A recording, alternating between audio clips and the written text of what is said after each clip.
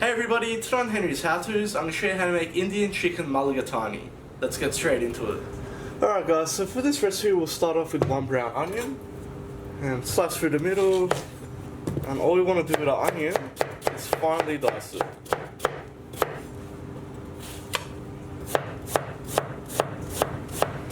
Next we'll bring across one carrot, and obviously we want to peel it first, and we'll cut off the stem. Cut through the middle, center again, and we just want to dice it. Just like so. Next we'll bring across one green apple. Now you can use a red one if you prefer. First thing we'll do is take the core out. Definitely take the stickers off as well. We don't want that in there. And we're going to peel our apple. And we want to slice and dice our apple pretty much the same size as our carrots. Just like so. So guys, next we'll bring across two chicken breast fillets. And all we want to do is pretty much dice them about the same size as our apples and carrots, like so. So guys, next into a pot on a medium to high heat, we'll add about 3 tablespoons of oil, along with about 2 tablespoons of butter. So guys, once that's hot, the first thing we'll do is add our chicken straight in.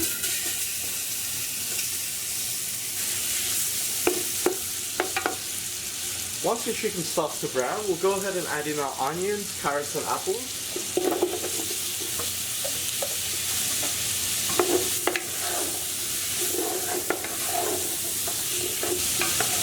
We'll also add in 2 crushed garlic cloves, a teaspoon of crushed ginger,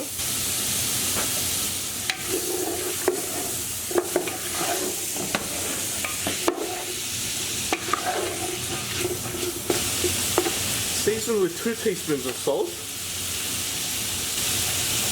half a teaspoon of black pepper,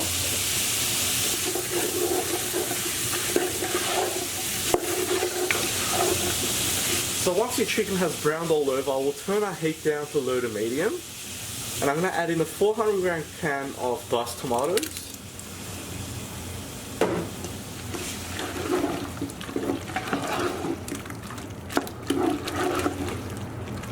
Now we'll add 1 tablespoon of mild curry powder,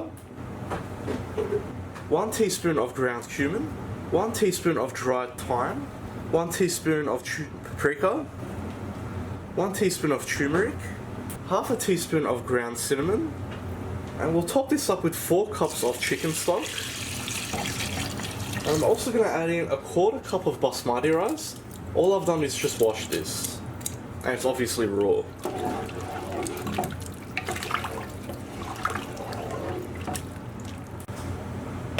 All we're going to do at this point is let this simmer for around 30 minutes. Basically we want the chicken to be cooked, the vegetables to be cooked, and our rice to be cooked, which should all start to thicken this up as well. Alright guys, so we're at the 30-minute mark now. As you can see, our rice has completely cooked through, our chicken's nice and cooked, and so is our apples and the carrots. And of course it's thickened up nicely too, which is what we want. So guys, when you're ready to serve, what we're going to do is add in about a 1/4 cup of cream.